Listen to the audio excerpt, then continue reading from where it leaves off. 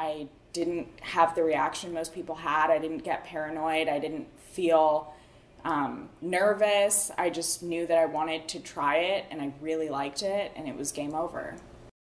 My name is Sasha Antoon, and I've been sober for 3 years and 8 months, and my drugs of choice were heroin and meth.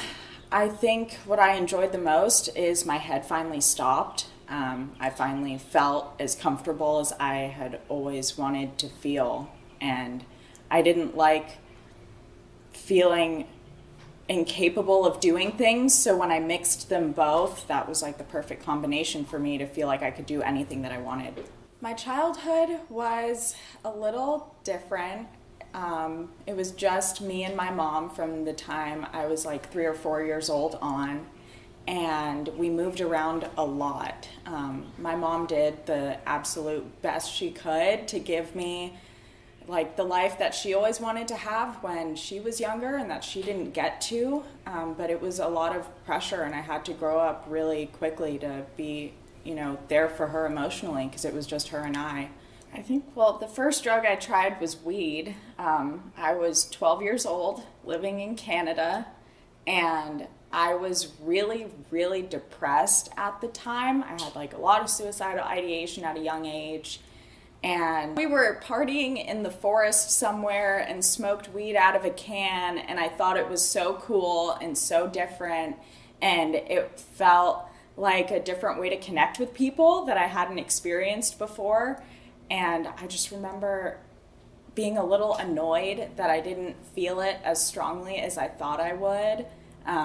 But I just remember laughing and not caring about what was happening, and that was always the goal.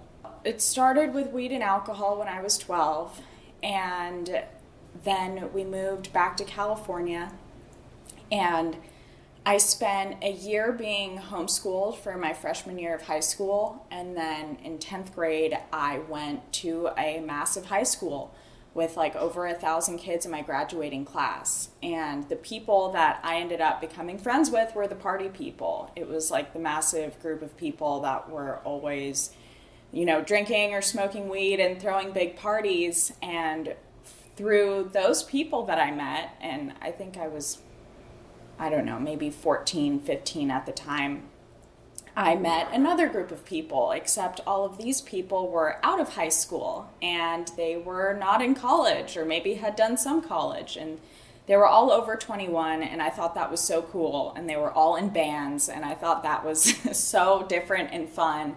And they all did a whole bunch of drugs that I had never tried before.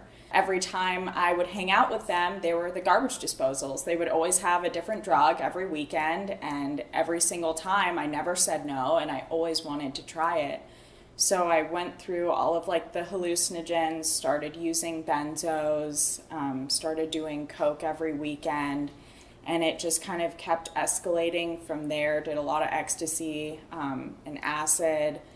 And I just never said no whenever something was around. So eventually heroin got brought around, and that was the first one I tried out of the two. And I remember everyone was so annoyed with me that I wanted to try it because they thought I was too young to use heroin. But of course, it didn't take too long for me to convince anyone to let me try it.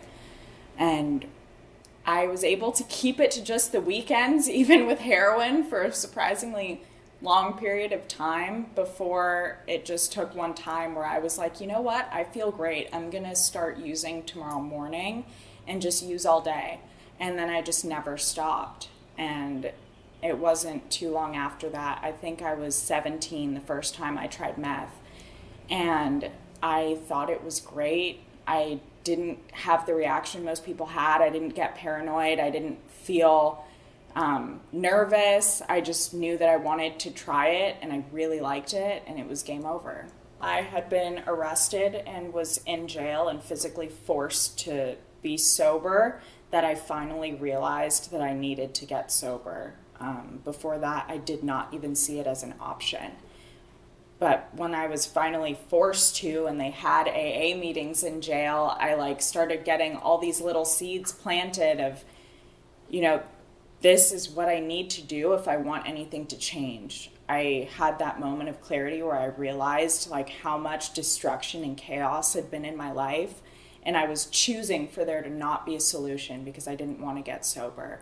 And that was like the first time I even had like an inkling inside that I wanted to be sober, because I didn't know that it would fix anything that was going on. I went to a detox and residential program here in Orange County. It was a beautiful facility. The thing that I remember the most, that was the most powerful for me, was my therapist. Really what helped me get sober was coming to my therapist with the attitude of like, here is all of my stuff. Here is everything I never wanted to tell anyone, and I need you to help me fix it. I remember my first session with her, I literally laid out my trauma one by one and was like, here you go. I don't know what to do with this, and I'm gonna die if I keep using. And she was just like, okay, awesome. We need that type of willingness and honesty, and we're gonna make something work. I needed a lot of trauma work. I needed a lot of therapy, and I needed a lot of direction. I needed to be busy, and I needed a lot of direction, and that's what worked for me. They got us up in the morning, and we went to a morning meeting, did group all day, did another meeting, had to exercise, had to do chores around the house. You know, I needed structure, and I needed accountability, because I wasn't used to either of those. I know this is a weird question. What am I most proud of now? I mean, I'm like continually humbled by what my life looks like every single day. The fact that I am a functioning person in society blows my mind. The fact that I get to help people and participate in everyone else's recovery as part of what I do for work. I get to talk to people when they're in their darkest point and they need help. Like, that's my passion, and the fact that I get to do that for my job still blows my mind. And I mean, I think the thing that I'm the most proud of, if I would have to say that, is that I'm not so focused on myself today. I am not drowning in my own selfishness of what's going to make me feel better and what do I want. I am driven and motivated by being of service to other people, and I have never felt so much freedom as I do when I'm doing that. The advice that I would offer someone who is still struggling is that bottom is as soon as we stop digging, right? We're the type of people that, at least for me, homelessness didn't matter. Being close to death didn't matter. I always thought there might be something that would happen one day that would finally make me want to stop enough, but really it was just as soon as I stopped digging, that's when my bottom was. I needed help, and I think the biggest message that I would want to say is that, like, there is a solution and it works, because I didn't think there was one.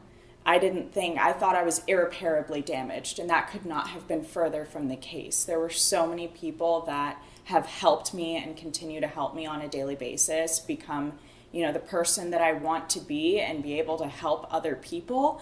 And so the help is available, and people care, and people have been through it, and they've been exactly where you are. We're different, but not that different at all. We are very much the same, and there's a solution for all of us.